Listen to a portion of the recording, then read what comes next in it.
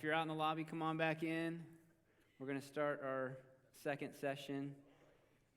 If we haven't met, my name is Payne. I'm on staff here at the church as the church administrator, and it is really one of my favorite things about my job is working with this team of the financial discipleship team, getting to be a part of that, because it's really cool to see people, like Fred said, using the gifts that God's given them to serve the church, to serve the Lord, using the wisdom that God's given them to apply to practical matters. I think sometimes it's easy to have information that we know, and it's hard to make the connection to day-to-day life. And I really appreciate the way that every person on this financial discipleship team isn't just about, knowing what the Bible says about money, but is about helping people figure out, how do I apply that to the decisions that I have to make Monday, Tuesday, Wednesday, Thursday, Friday, not just on Sunday. And so really grateful for this team, grateful for the opportunity to share with you guys today. I also want to, from the just run right at the awkwardness of, I'm on staff at the church. I get paid by your giving, and so it's kind of weird for me to teach on giving without acknowledging that.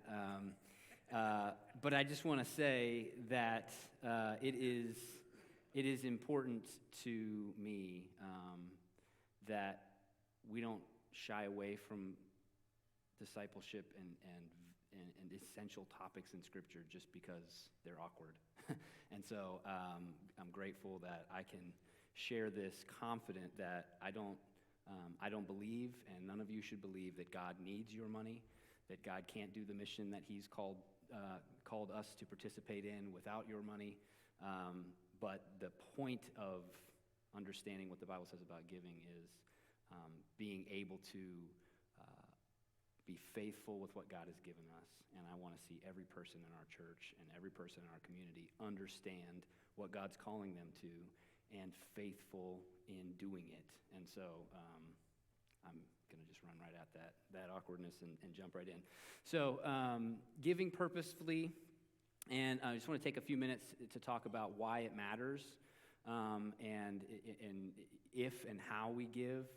And you're going to see a lot of quotes from me, from Paul Tripp, from the book Redeeming Money, because I do echo Fred's endorsement of that book. I think it's the best book that has ever been written on the topic of money from a biblical perspective, and I just cannot recommend it enough. The amount of highlights that I have in that book is pretty significant, and I just highly recommend stewing on the truths that he references. So I just want to start off with this quote. So, could it be that we were designed by God to live for something bigger than ourselves? Our lives were meant to be shaped by things that transcend the boundaries of our little plans and pleasures. The pleasure of someone vastly bigger and better was meant to be what would please us most and shape the way that we live. That's really what we're getting at with this session right now, is just to understand that the point of our existence is the pleasure and glory of God, and that should be the thing that pleases us most. And whenever we get out of alignment with that being our primary pleasure, we will find ourselves struggling and dealing with kind of this crisis of priorities, because we're not in alignment with the way that the Creator created us to be. And so just want to emphasize that. I also want to put money in the context of our overall heart attitudes. He also says you can't understand money if you don't understand who you are. Money is one of the principal ways you demonstrate who you think you are. There is no better indicator of the identity you have assigned to yourself than the way you use money. In a fundamental way, the drama of identity plays out in the arena of money. You and I, again and again, make clear who we think we are by the way we use our money. And that idea has really served me over the years to just remember that what I am doing with my checkbook, what I am doing with the decisions that I make with my bank account, is one of my loudest statements about who I think I am. And when we make decisions in our house about where we're going to prioritize our finances, each one of those is making a significant statement about who am I and who has God called me to be. And I want to make sure that I'm saying true things about myself with my finances. So getting to generosity, the reality is our call to generosity comes from a place of understanding that God first is generous to us before he calls us to respond and obey in anything. And so when we think of the tasks or the responsibilities or the stewardships God's given us, we should first understand that he calls us to obedience out of a place where he's already been generous to us. He doesn't call us to obedience so that he can be generous to us. He calls us to obedience because he's already been generous to us, and we respond that way. So Tripp spells out some sort of the story of the Bible from the lens of generosity. So he talks about the generosity of creation, that everything God created is just a lavish gift from a generous God. He talks about the generosity of covenant. God's covenant blessings and promises are his generosity on display. He's not getting something out of covenanting with his people. He's giving and allowing us to participate. He doesn't need us.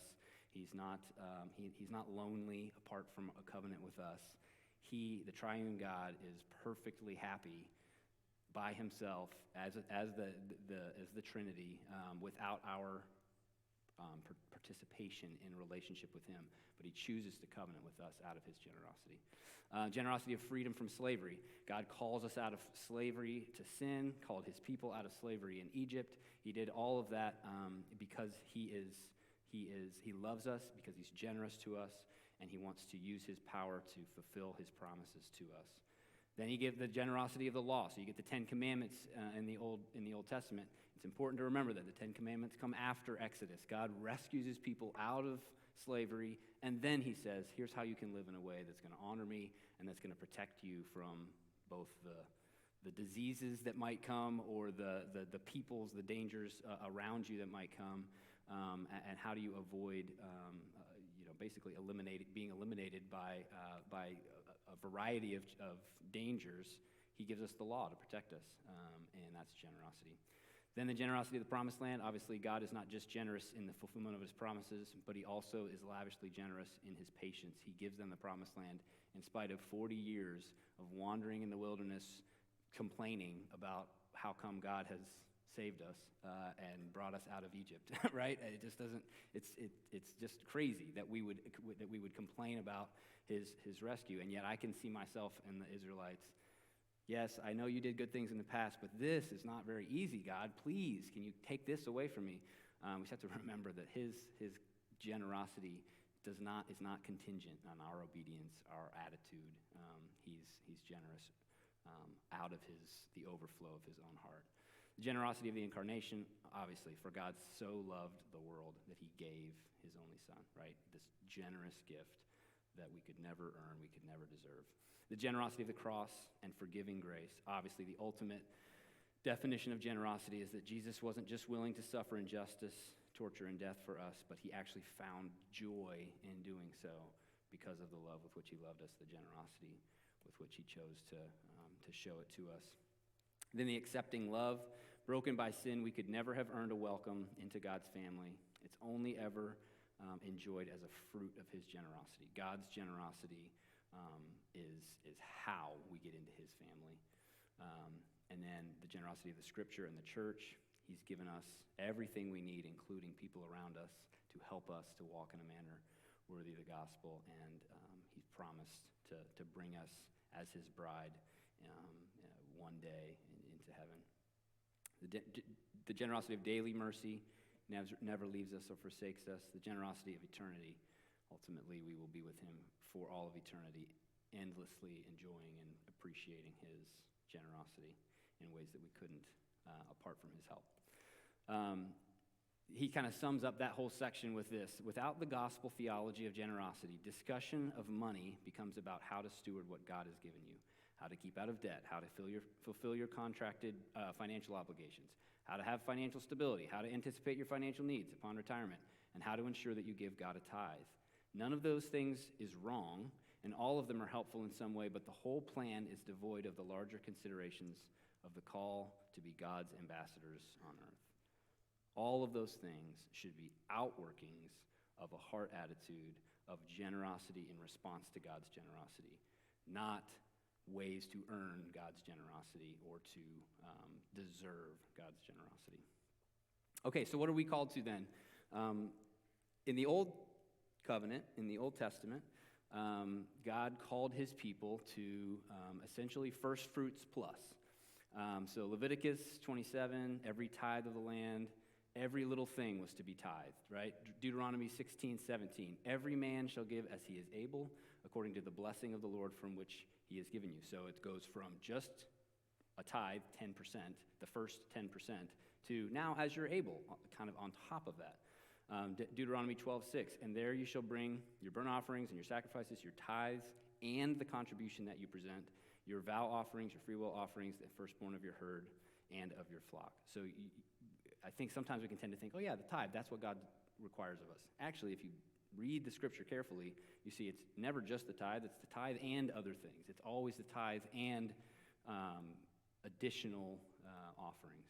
In the New Testament, Matthew 5, Jesus kind of walks through all these different, all the commands of God in the Old Testament, and in no case, none of those situations does he remove a requirement to obedience. He actually raises the standard in all cases. So he goes from you shall not murder to anger in your heart is equivalent to murder. So we shouldn't even be angry in our heart. You shall not commit adultery. You should not even look upon a woman. So the idea that Jesus raises the standard in all these areas except in money, now it's just give what you want. Don't worry about the tithe, just give what you want. That's just not a biblical idea. What Jesus does is he says, look, you need to make the connection that many of the Israelites in the Old Testament did not make, and that is that the generosity precedes the command. But you need to allow the generosity to motivate you to give above and beyond what I called my people in the Old Testament to do. That's what God calls us to do. The commands of generosity and giving should and must not be considered an arbitrary exception to Jesus' methodology of helping us get to the heart and not lowering the standard in any way from the Old Testament. Here's a sad stat. In American Christendom, according to Christianity Today, the average American Christian gives 2.5% of their net income to the church. So they automatically deduct 2 to 10% into their retirement first. Then they pay Uncle Sam and their state government somewhere between 10 and 50%, depending on which state they're in. And then out of what remains, they give to the Lord 2.5%. That's a far cry from the first 10% of everything that I produce goes to the Lord, plus then be generous on top of that, which is the command. I'm not giving you that stat to like guilt you into, giving more. I'm giving you that stat to point out the fact of how quickly and how easily we just fall off a cliff from obedience to God's standard into just doing what everybody around us is doing. There's very little difference between American Christians and American unbelievers in their total non-profit contributions. Non-unbelievers don't give it to a church; they give it to, any various nonprofits or out there. But there's just really no distinguishable difference in the overall generosity of Christians and unbelievers, and that should not be the case because we've been revealed by the Lord His generosity to us. We should be responding to that with generous hearts. 2 Corinthians 6:8, also in the New Testament, also a reminder of how we should be giving. Now this I say, he who sows sparingly will also reap sparingly. He who sows bountifully will also reap bountifully. Each one must do just as he has purposed in his heart, not grudgingly or under compulsion, for God loves a cheerful giver. And God is able to make all grace abound to you, so that always having all sufficiency in everything, you may have an abundance for every good deed. Randy Alcorn says this: the cheerfulness often comes during and after the act of obedience, not before it. As a kid, I thought, well, if it's not cheerful, I shouldn't do it. So God loves a cheerful giver. So if you're not cheerful, don't give. That seemed like logical explanation to me, and I was never cheerful about giving, so I didn't give. It wasn't until much later in life that I realized that's not what that's saying. What that's saying is, I will give you the grace to follow my call, and the cheerfulness will follow the obedience. It's right there in the passage, and yet it's not how I understood it, because I was really not looking for opportunities to be generous. I was looking for a way out. 1 Chronicles 29:9 talks about this a little bit. The people rejoiced because they had offered so willingly, for they made their offering to the Lord with a whole heart, and King David also rejoiced. Randy Alcorn again. Before anything else, giving is an act of worship. In Acts 5, Ananias and Sapphira are struck down because they lied about their gift, right? It's interesting. They're not struck down because they chose not to give 100% of the proceeds of the sale of their property. That would have been fine, I think. They're struck down because they had a heart that was looking to be deceitful and was looking to get credit for something that they hadn't done, and was not generous in any way. And so they chose to be more concerned about what people thought of them, to be more concerned about their own comfort than they were about being generous. And so even though they gave it's a significant gift to sell half of your, sell property and give half of the proceeds, that would have been an honorable thing if it was coming from a generous heart, but it was coming from a heart of deceitfulness and selfishness, and they were struck down dead right then. 1 Chronicles 29:9 says, then the people rejoiced because they had offered so well. Oh, I just went backwards instead of forwards. There we go. Our generosity calling, is not a calling to sacrifice for the sake of sacrifice.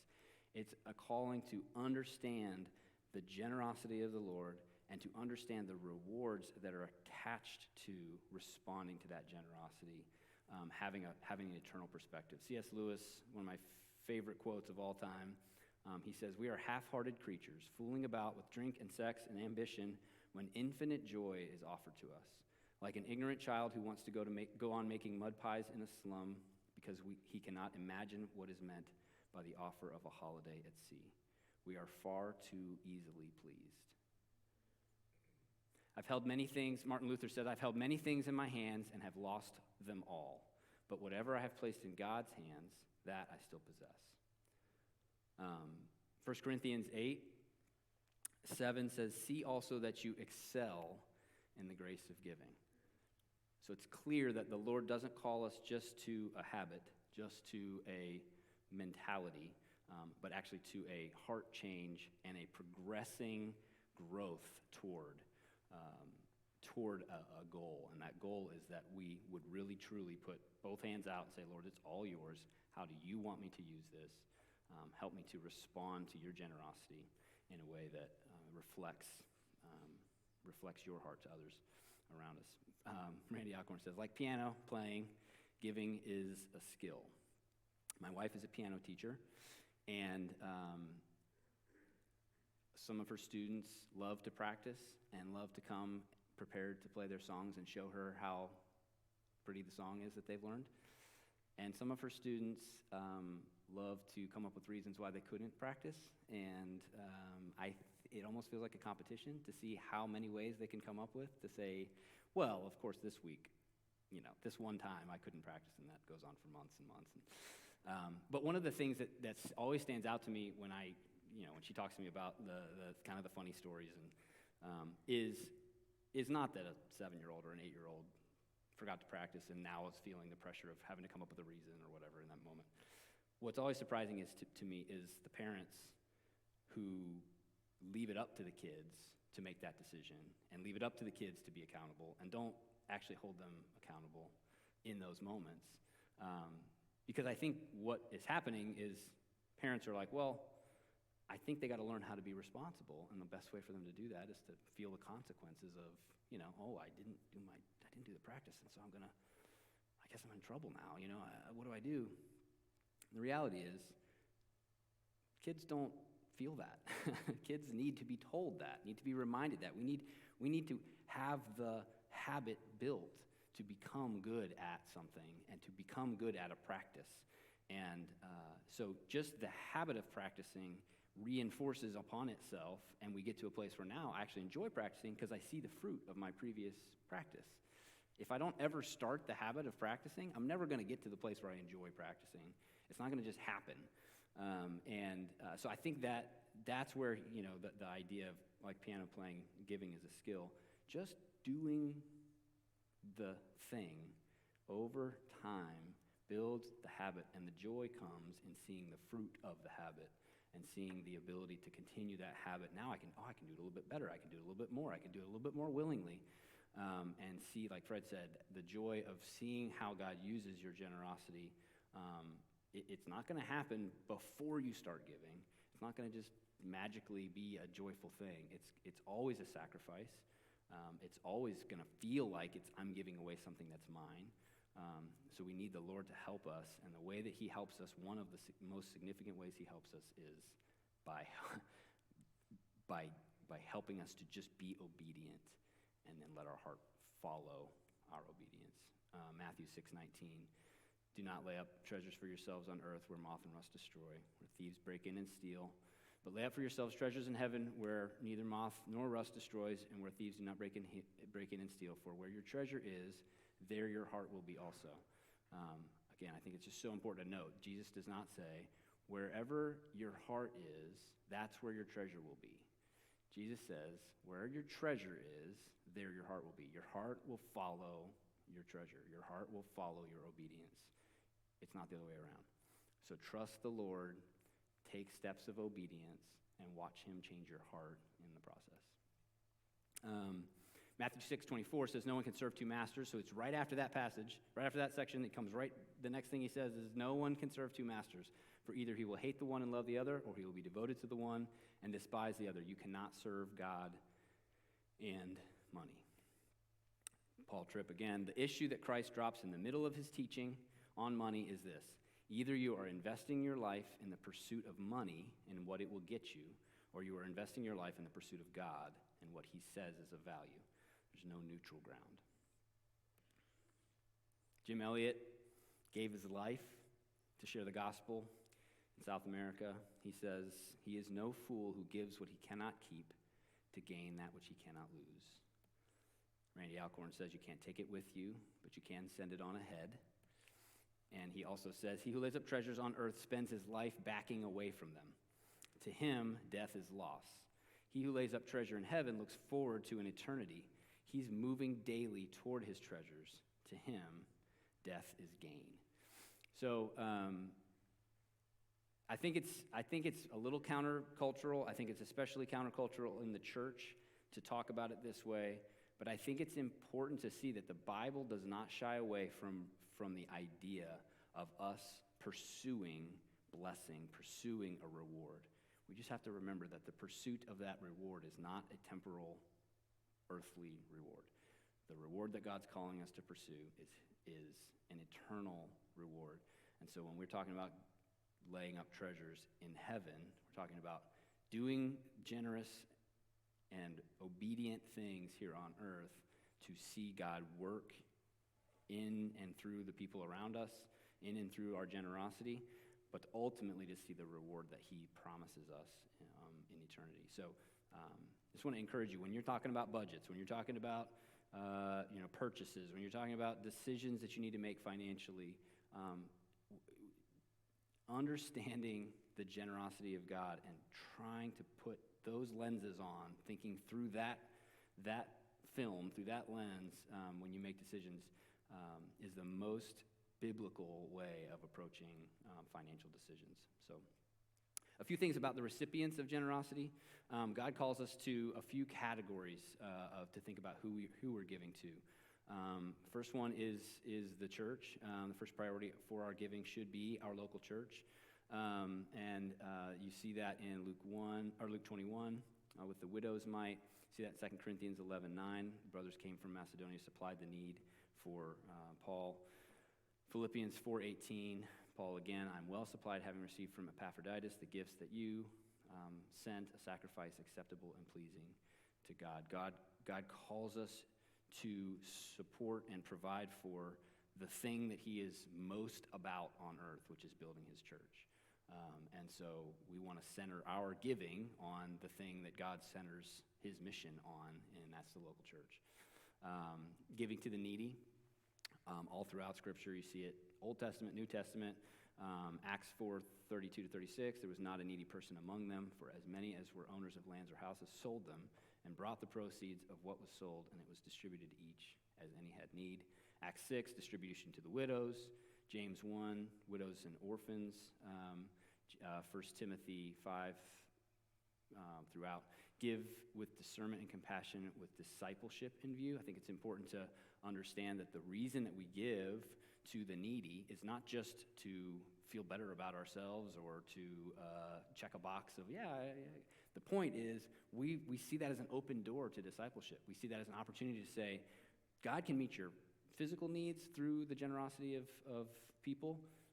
He can also meet your much more significant need through his own generous heart, and I want to be here for you to do that. So when, in our giving to the needy at Grace Church, we seek to prioritize coming alongside folks and helping them with their practical needs, but also helping them to really get to the heart of what's God doing in my life? Why is this trial? Why am I in this situation? Why is this trial coming to me? What do I need to be? What is God trying to teach me? What is God trying to show me? How can I be more dependent on him? How can I be more faithful with the things that God's given me? A lot of times people are in situations that have nothing to do with their bad choices or their sin. But that doesn't mean that God doesn't want them to learn something from that situation. It's not, God doesn't waste trials in our lives. He's calling us to pursue him in the midst of those trials. And so that's what we want to do when we think about giving to the needy. And then generosity beyond and outside of need. I think this is one that we tend to overlook a lot. Just people don't have to be needy to be recipients of your generosity. God doesn't just kind of take us from death to life and then just leave us there. Okay, no more generosity. Your worst, your biggest needs are covered. Your basic needs are covered, and now we're just, now it's you got to earn it from here. He's generous to us lavishly beyond what we could ask for, beyond what we need. So we can reflect his heart by being generous to other people, picking up the tab at lunch, or sending somebody a generous, unexpected gift, or inviting someone over to your home. That's costly. Sometimes it's expensive to feed people's kids. It's especially if they have teenagers. My oldest is a teenager now, and her friends. It's just a different. It's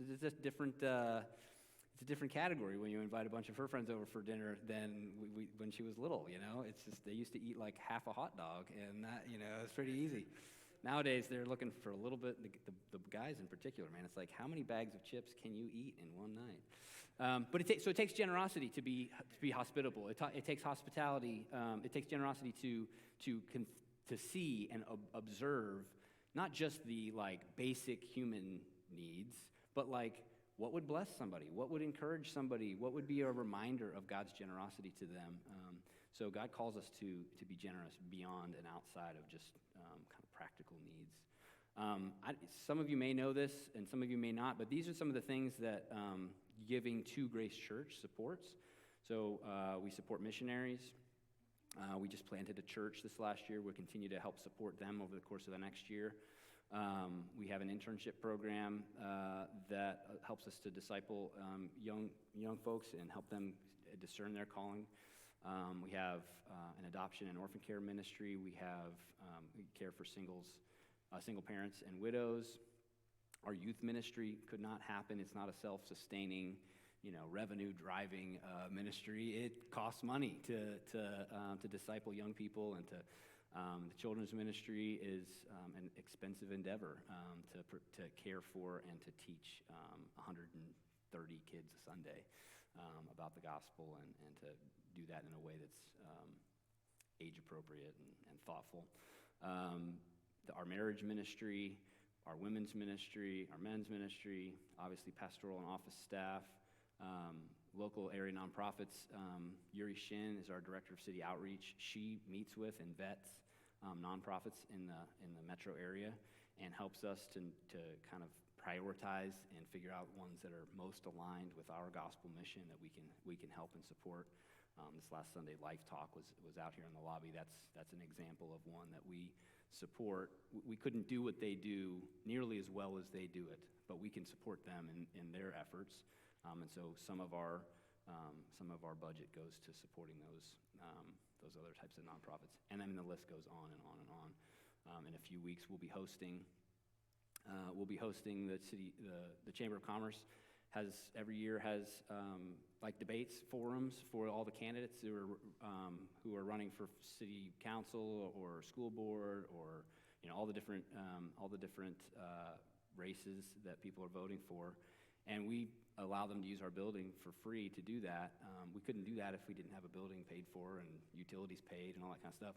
That allows us to serve our city in a meaningful way and build relationships with people and encourage those that don't have a church to, walk in the doors of a church and feel like, oh, I could come here. This seems like a normal place. And the Lord's just opened lots of doors through those kinds of relationships. Those relationships don't happen if we don't have a facility that's paid for and we can turn the heat on for their events and that kind of thing. We also have 2 church plants that meet in our building. We have multiple school groups that use our building, all at way reduced rent compared to what they would be paying at if they had to rent a facility, a comparable facility. All that is ways that we advance the gospel, that we encourage the community, that we try to serve, and those are not possible without people giving to the church. Okay, so I want to get practical with generosity for a few minutes, just try to dive in a little bit on what does that look like practically in your budget and your day-to-day decisions. And so first of all, I would just say, I would encourage you to prayerfully consider if you have a budget. Stephen's going to talk about budget in a bit here. But if you have a budget that doesn't start with the first thing after income being giving, I would just encourage you to reorient that and just with that small step to just remind yourself, that's the first thing. It's God's. So the first thing I'm going to do after I receive income is to decide before the Lord, how much am I supposed to give and to whom? That's a small thing from a practical standpoint, but I think it's a meaningful, sort of mindset shift. I would also ask others to value check you before you make decisions that will negatively impact your capacity and desire to give. I think money, unfortunately, can be a kind of taboo, off-limits topic for people in their community and their discipleship journey, and I just would encourage you to not allow that to be the case. Just at least have a couple of friends that you really relate with and who you can bounce big decisions off of. I've had so many conversations with people after the fact. They made some huge decision, just, hey, guess what? Whatever. And I just think, oh, did you ask anybody before you did that? That just seems like such not a wise choice. And then sadly, so often it does turn out to be, a hindrance. And God gave us people. Nobody does well alone. God gives you people in your life. Be humble enough to ask for help before you make, massive financial decisions. Just highly encourage that. Randy Alcorn says this: acquiring a possession may push me into redefining my priorities. If I buy a boat, don't buy a boat. I'll want to justify my purchase by using the boat, which may mean frequent weekends away from my family or church, making me unavailable to attend my daughter's basketball game or teach a Sunday school class or work in the nursery. The problem isn't the boat or the television or whatever other thing. The problem is me. It's a law of life, the tyranny of things. So again, it's not that it's, wrong to own a television or boat. What's wrong is, am I allowing my priorities to be reoriented by a choice that I make financially that gets me out of whack with what does the Lord call me to? And doing that alone is the most likely way for that's going to happen. If you ask somebody that you trust, hey, what do you think this is going to, ask somebody on the financial discipleship team, hey, is this a good idea? And if they say, I wouldn't do that because of this, this, and this, that's such a helpful check against our impulsive, tendencies.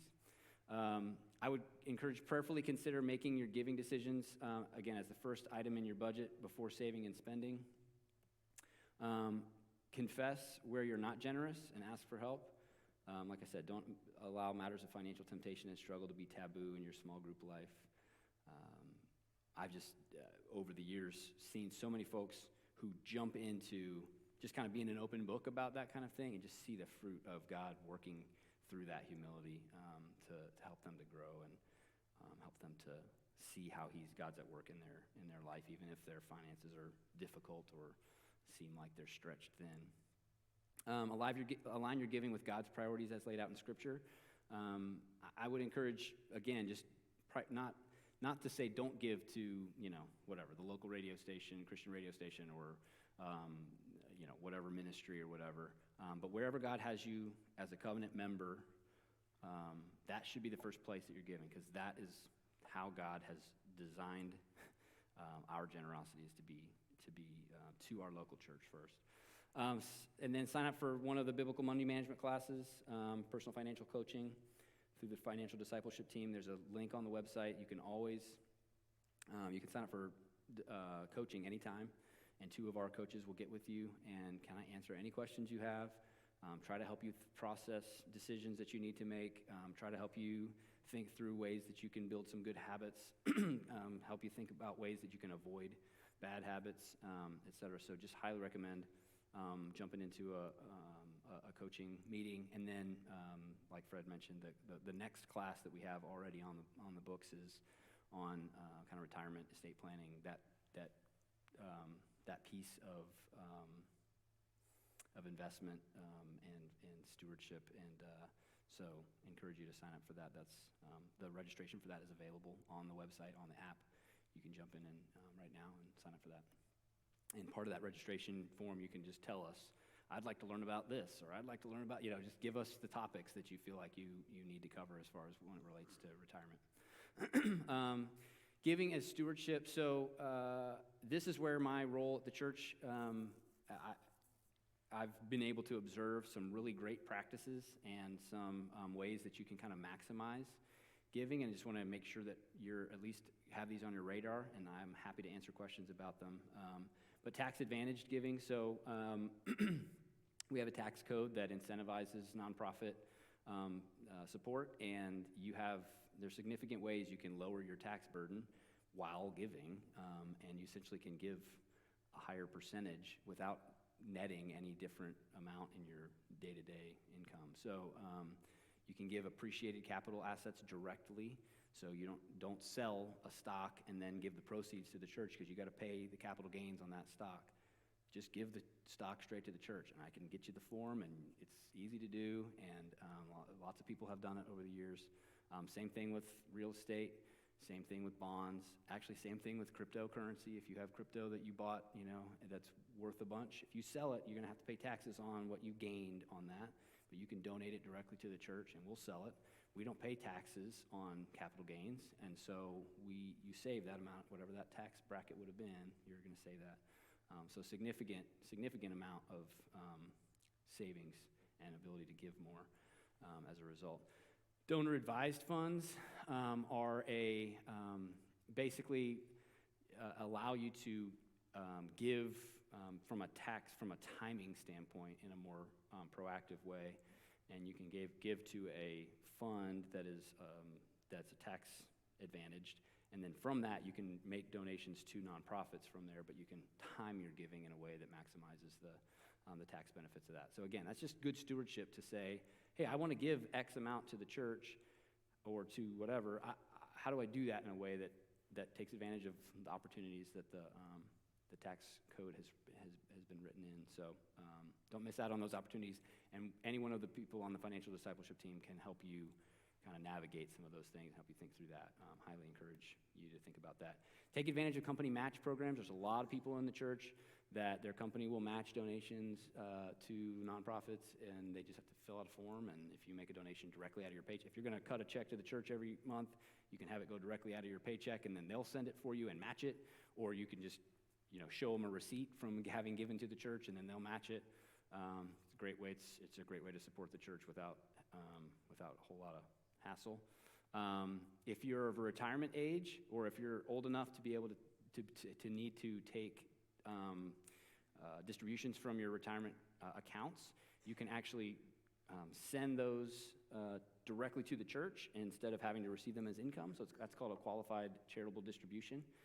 And so you can kind of meet the requirements to take something out of your retirement fund while also giving charitably, and you avoid some of the tax challenges with that. So talk to Dave about that, because he knows more about that than I do.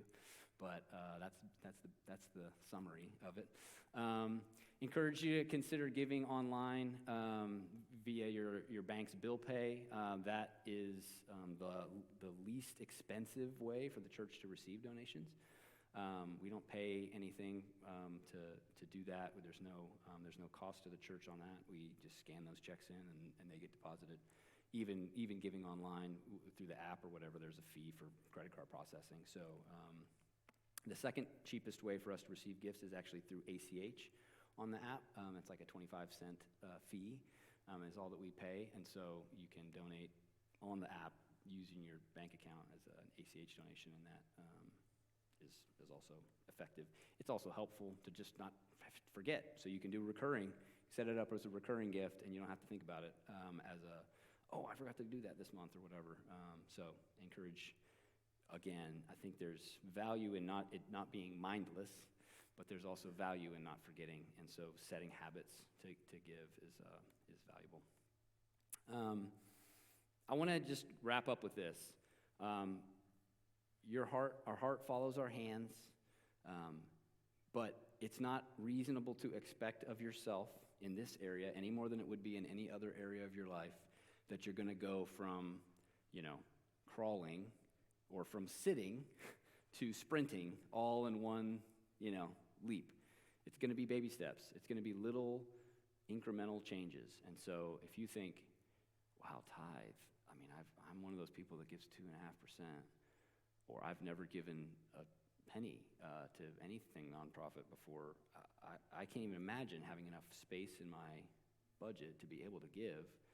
Don't allow 10% to be, debilitating for you as a reason not to get started. Don't let the perfect be the enemy of the good. Just take a step, take a baby step. Adjust the way you do your budget, and put in a line for giving, and put $1 in there the first month if that's what it takes. Just to push yourself outside of this is what I've always been, and this is how it's always looked. And trust the Lord that as you take steps of obedience, He's going to help you. And part of the help will be the joy. Part of the help will be the habit. And part of the help very well might be you're going to see practical things happen that, now it starts to actually be able to be more because I got all these other things in alignment because I was trusting the Lord and coming with open hands. I encourage you to set a goal and watch God work as you transition from closed fist to open hand. I heard a story one time about a guy who was a farmer, and he started his life, grew up in the church, and as a kid he was trying to give 10% because his dad told him to or whatever. And at some point he heard a sermon and was just convicted that he wasn't generous. He was just building a habit. And he just felt like the Lord put on his heart that one day I want to be able to give 90% and live off of 10%, which sounds insane for a farmer, let alone anybody else really. But ultimately, at the end of his life, that's what he was doing. He was giving 90% of his income, and he was living off of 10%. And I think it's the Lord blesses that kind of ambitious goal, and sometimes allows us to meet it if we just trust Him and walk in a manner that's submitted to Him. So encourage you to set a goal and try to work towards it, and trust the Lord to help you along the way. Randy Alcorn says, "Giving is a sacrifice, and sometimes we will feel that sacrifice. God's payoff is very real, but it comes at the proper time, which may not be today or tomorrow, but in eternity." And then Paul Tripp, if you measure the goodness of God by the amount of paradise he has presently delivered to you, you will come to doubt his goodness. So don't measure God's goodness by your current amount of paradise. And then final thought before we take a break. The security of our hope doesn't rest on our getting money matters right. Our hope is in this one thing. He has invaded our life by his grace and will not stop forgiving, transforming, and empowering us until these things are no longer needed. And he will not lose us to money or to anything else. So, maybe some of the things I said were challenging. Maybe some of the things I said sound like crazy town. Anything God's calling you to, he will give you the grace to walk into it, first of all. Second of all, he is not withholding his love, care, affection, grace from you because of your bad choices or your lack of good choices or habits. That is not the way that our God works, and that is good news. But he does want us to walk in a manner worthy of the gospel, worthy of the generosity of our good God, and we want to do that with joy, and we want to do that with community, with the help of people around us. So that's what I've got for you. Anybody have any questions before we go on a break? Yes, ma'am.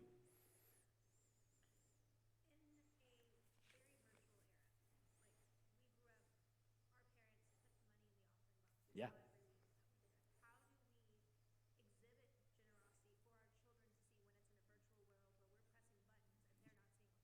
Yeah, very hard. The question was, in a virtual world, how do we demonstrate for our kids the value and the habit and the importance of giving and doing that when there's not an offering plate getting passed, there's not a check getting handed in or whatever.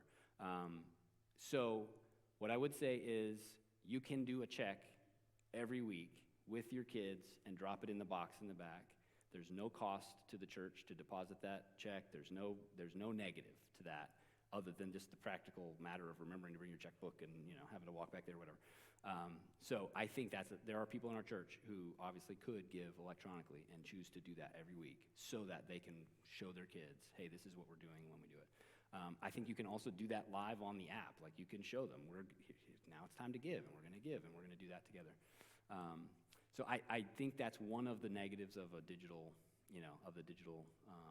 world. I think another thing I would say is a couple weeks ago, Craig talked about the importance of the gathering, and one of the things he talked about was on Saturday night, just taking time to prepare for the Sunday morning gathering. So I think you could talk about, hey, tomorrow, one of the things we're going to do, we're getting our PJs on and we're putting our clothes out, getting our clothes out or whatever for tomorrow. One of the things we're going to do tomorrow is we're going to give back to the Lord, from what he's given to us generously. You can just take a moment and kind of discipleship moment right then and encourage them. The other thing I would say is, even with small, my two little ones don't have, they don't have an allowance even, let alone significant amount of money. But from a young age, we've just encouraged them always, you got birthday money or you got, whatever, you give to the Lord before you decide what you're going to do with the rest of that. So now I got a 16-year-old. She doesn't even think about it. She gets money, and the first thing she does is figure out what she's going to give, and then from there she figures out what she's going to save, and then she goes from there, what do I have to spend or whatever. So you can build that habit just by, hey, we're going to give you guys $10, and you're going to give Jesus one of those dollars, or whatever, and letting them practically do that can be a really helpful, tangible way to do it. So, yeah. I was going to share with you. Okay. We do the same thing for envelopes. Yeah. We get money from grandma, then this much goes to tithing. Yeah, and again, I think you want to be careful not to create a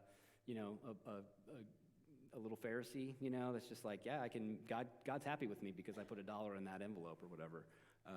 But I think if we're helping them understand, God's generous to us. Look, God gave you this. This mom didn't give you this, dad didn't give you this, grandma didn't give you this, God gave you this. We want to respond to his generosity and give back. So, anybody else have a question? Yes, sir. I have one. I was thinking when you're considering who you could give to,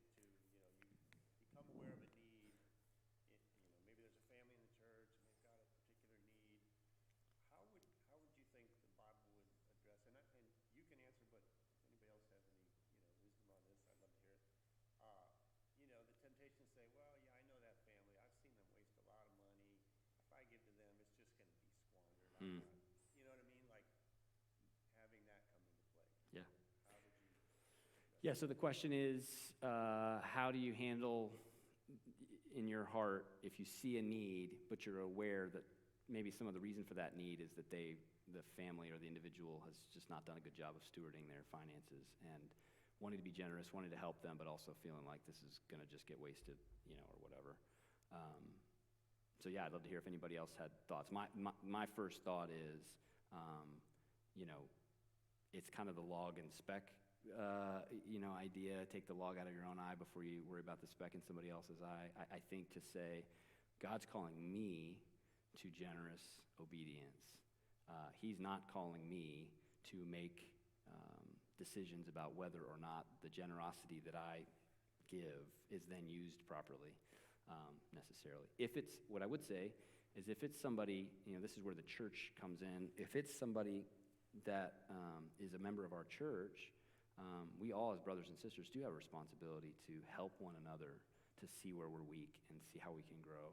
And so that's why when we meet needs practically from the discipleship, from the mercy ministry in the church, we do ask that person first to connect with their community group leader. And we want to hear from their community group leader about what's going on in this person's life, how can we help them, how can we come alongside them, what practical things could we do to help them learn and grow and change, so that it's not just, you can't make rent this month, we're just going to pay for your rent and move on. That doesn't serve them.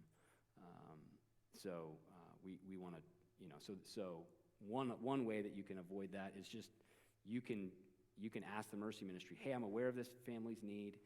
Is it okay if, can we give to that, can I give to the church and you guys go take care of that need? And then you kind of know they're not going to do that without following up with that person and checking on those, practical things as well, and trying to help them grow in the grace of stewardship, so you don't have to go directly to that person.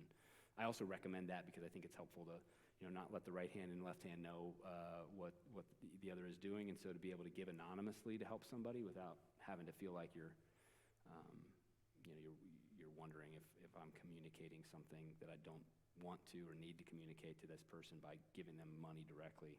You can give through the church, and the church can kind of keep those things separate. So, yes, ma'am.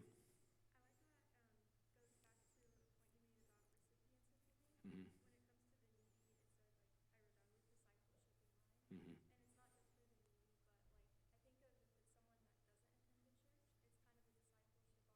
Absolutely. Yeah. So yeah, I think there's a difference between an unbeliever. We need to have a different category for an unbeliever and versus a believer. If it's a believer, I think we have a responsibility to, as brother and sister in Christ, to try to find a way to help them, whether it's directly or get the financial discipleship team connected or whatever. If it's an unbeliever, man, that's a gospel opportunity to give without any strings attached, to be able to go look them right in the eye and say, God loves you and he wants to take care of you, and there's an massive discipleship opportunity in that situation where you can open a door to discipleship and sharing the gospel with somebody, because you can demonstrate God's generosity to them. So great. We have time for questions at the end as well, so if you've got any more other questions, but I want to make sure we have time to hear from Stephen. So let's take a 10-minute break, and then we will come back and jump into spending intentionally.